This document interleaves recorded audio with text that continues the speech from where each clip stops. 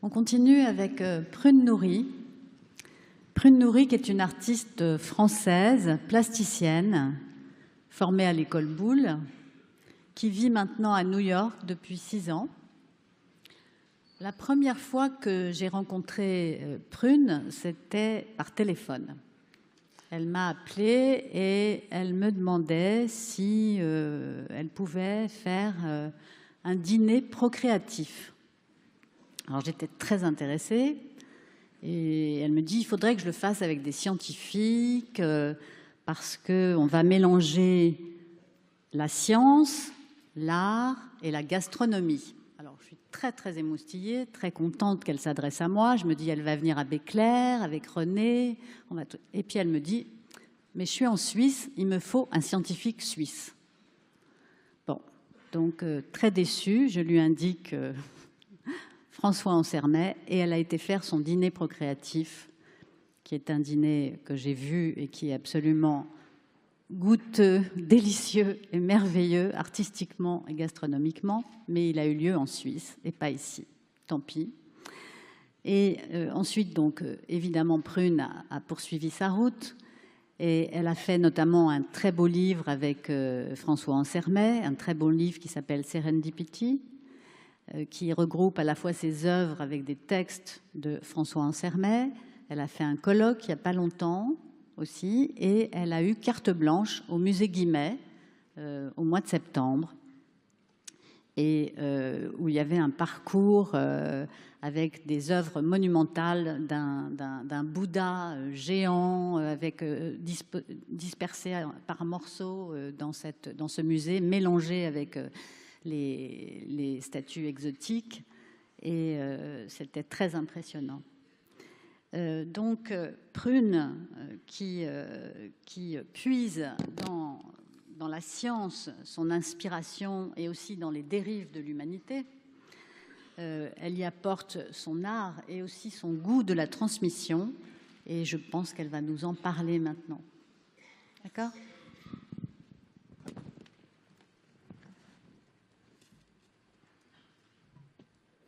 Bonjour à tous.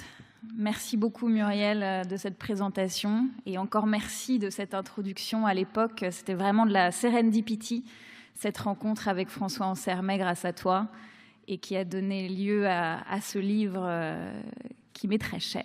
Voilà. Ce dont je vais vous parler aujourd'hui, c'est d'un projet qui me tient beaucoup à cœur puisque c'est un projet qui va compter presque 20 ans de ma vie. Pour l'instant, j'en suis à quelques années seulement, mais le plus fou reste à venir. Ce projet-là, c'est le 3e volet d'un triptyque qui a commencé tout d'abord en Inde, puisque depuis pas mal d'années, depuis 10 ans très exactement, que j'ai commencé de manière professionnelle en sortant de l'école, Boulle donc, en sculpture sur bois, ce qui me faisait vibrer depuis toujours, c'était vraiment ce questionnement sur la définition de l'humain. La définition de l'humain, mais aussi la sélection de l'humain. Comment est-ce qu'à travers les époques, à travers les guerres, à travers les expériences de la culture humaine, on avait pu avoir pour conséquence une sélection de l'humain qui parfois arrivait jusqu'à l'eugénisme. Et cette sélection, je l'ai d'une certaine manière illustrée à travers ce dîner procréatif dont parlait Muriel, qui était un dîner en plusieurs étapes, qui allait du coup du cocktail, qui était la fécondation in vitro, jusqu'à la dernière étape qui était l'allaitement. Et on créait son enfant à travers toutes les étapes du dîner procréatif. Et pendant ce dîner, en fait, j'étais en gestation d'un autre projet qui était le projet Holy Daughters, dont je vais vous parler là, et qui est un projet en fait où je me suis concentrée principalement sur, dans cette sélection de l'humain, où est-ce qu'on était déjà aujourd'hui et depuis de nombreuses années, c'est la sélection du sexe. Et en discutant, en travaillant avec différents généticiens, gynécologues, anthropologues, sociologues, de plusieurs nationalités, notamment indiennes, chinoises, françaises, suisses. Je me suis donc penchée sur cette question de la sélection de l'humain, de la sélection du sexe principalement, et ce à travers un triptyque de projets. Le premier projet, Holy Daughters, c'est un projet que j'ai réalisé en Inde, puisque l'Asie, donc, et surtout l'Inde et la Chine, c'est là où il y a le plus gros déséquilibre homme-femme. Il manque 125 millions de femmes en Asie et rien qu'à l'Inde et la Chine, 105 millions. Et l'Inde et la Chine aussi, ce sont les géants démographiques. À eux deux, ils représentent un tiers de la population mondiale. Donc j'ai commencé comme ça tout naturellement ce projet par l'Inde. Et je suis partie travailler avec une sociologue qui s'appelle Ravinder Kaur. Et j'ai imaginé cette divinité que vous pouvez voir ici à l'écran, qui est la Holy Daughter, ce que j'appelle la Holy Daughters, un hybride entre la vache sacrée et la petite fille, une manière en fait de montrer, de mettre en lumière le paradoxe que là-bas, on divinise un symbole, le symbole de fertilité, la vache sacrée, mais par contre on ne veut pas du vecteur de fertilité qui est la petite fille. Donc en créant cet hybride, la Holy Daughters, je mettais en lumière l'importance des filles.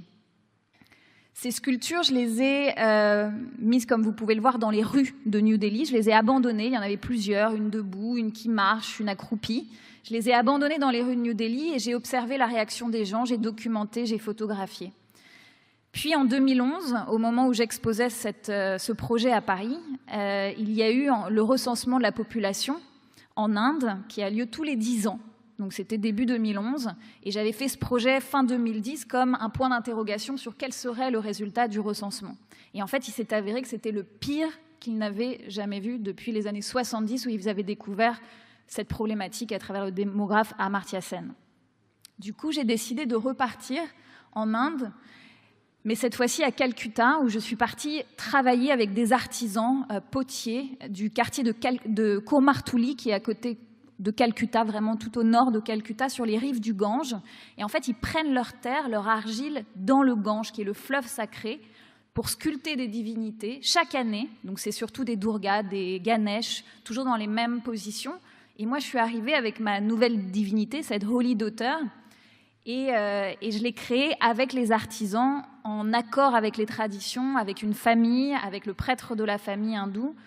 Et nous avons créé la Holy Daughters de 6 mètres de haut, que nous avons replongée dans le Gange et qui a disparu, qui est redevenue argile. Ensuite, j'ai décidé de partir en Chine pour continuer ce projet et faire le 3e volet du triptyque. Et je me suis retrouvée à Xi'an, qui est donc l'endroit où, pour certains le savent, il y a l'armée de terre cuite, la vraie armée de terre cuite, qui date d'il y a plus de 2000 ans et qui a été fabriquée à l'époque par les artisans de l'empereur Qin, le même qui a fait la muraille de Chine. Donc il en a fait des choses dans sa vie. Et cette armée incroyable, je ne l'avais jamais vue en vrai. J'avais très envie de la voir en tant que sculpteur, bien sûr, parce que ces artisans étaient incroyablement doués. Et le hasard a fait déjà que je savais que j'étais sur le bon chemin, puisque dans l'avion, qui était non pas l'avion New York-Shanghai, mais le petit avion Shanghai-Xi'an d'une compagnie que je ne pourrais même pas nommer nationale, etc. Une où justement après j'ai vu qu'il ne fallait pas la prendre. Celle-ci, qu'est-ce que je vois m'asseyant dans l'avion d'école, les petits écrans au fond de l'avion, commence à passer un film documentaire, et là je vois à l'écran mes 2 professeurs de l'école Boulle en sculpture sur bois en train de sculpter. C'était un documentaire sur l'école Boulle au fin fond de la Chine dans cet avion vol national. Donc voilà, vol domestique plutôt. Et du coup, je me suis dit, je suis sur le bon chemin. Et là, on était en 2012, j'étais avec ma petite équipe et je ne savais pas encore ce que j'allais faire. Je savais juste que je partais à la recherche de cette armée, à la recherche d'artisans copistes de l'armée de terre cuite pour potentiellement collaborer avec eux. Et puis, je savais aussi que pour ce projet, il me faudrait à un moment donné trouver des modèles, des petites filles, puisque mon idée était de faire non pas les Terracotta Soldiers, mais les Terracotta Daughters. Donc là, je vais vous montrer un petit film, puis ensuite je vous en parlerai plus en détail, mais vous verrez comme ça un petit peu de de ce que j'ai vécu pendant ces années et des gens que j'ai rencontrés surtout. 兵马俑是世界8大奇景，这是中国的国宝。兵马俑他们实际上就是军队，然后你这军队你不可能出现这些小女孩嘛。在中国，我们实行的是一个相对比较严格的计划生育的政策，所以它就更加使得人们容易去提。但是呢，我们一直认为说，计划生育政策它并不是一个根本性的原因，它的根本性原因还是我们的这个文化问题。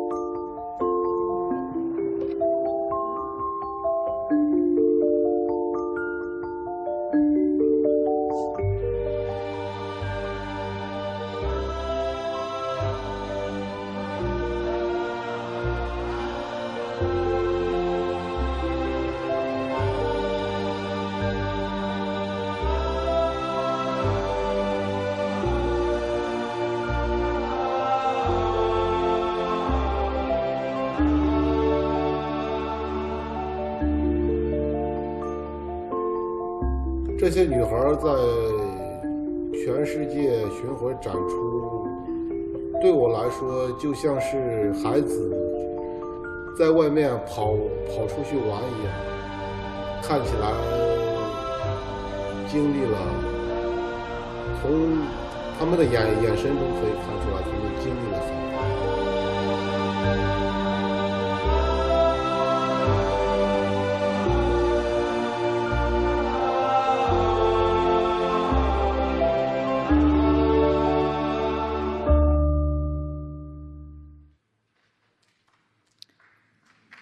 Merci Hugo. Merci. Ce dont je veux vous parler aujourd'hui, c'est d'un trou de mémoire. En fait, pour ce projet Terracotta Daughters, créer l'armée, rencontrer les artisans, les petites filles, tout ce processus a été vraiment magique, surtout qu'au départ, je ne savais pas vers quoi je partais. Je suis partie pour 15 jours de voyage et en fait, voilà, encore, ça va être 20 ans de ma vie, ce projet.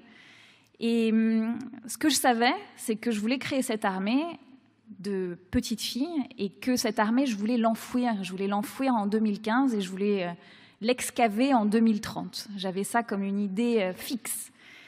Et je l'ai exposée pour la première fois à Shanghai en 2013. Et je pensais aussitôt l'enfouir après parce que c'était vraiment mon obsession. Pour moi, c'était la clé de voûte du projet et j'avais trop peur que quelque chose se passe, que ce soit le gouvernement ou alors que je ne trouve pas d'endroit. J'avais peur que cette clé de voûte ne puisse pas se faire, donc du coup, je voulais me dépêcher. Sauf qu'en fait, quand j'ai vu la réponse formidable du public lors de l'exposition à Shanghai, je me suis dit, mais c'est trop bête, il faut que les filles voient le monde avant d'être enfouies. Et c'est comme ça que j'ai décidé de faire voyager cette exposition. Donc l'armée est passée à Shanghai, ici. Ensuite, elle est venue à Paris, tout simplement parce que ça faisait depuis 2012 et on était en 2014, ça faisait 2 ans que j'étais constamment en Chine à travailler dans un petit bled appelé Lintong, à 40 minutes de Xi'an, et que je voulais expliquer à ma famille qu'est-ce que je foutais là-bas. Donc je leur ai amené l'armée. Ensuite, je suis allée à Zurich. Zurich, tout simplement parce que c'était la première ville d'Europe où les vrais soldats de terre cuite avaient été montrés en premier. Ensuite, à New York, parce que c'est là que j'habitais depuis plusieurs années et que, de la même manière, je voulais expliquer à tous mes amis pourquoi j'étais en Chine depuis tant de temps.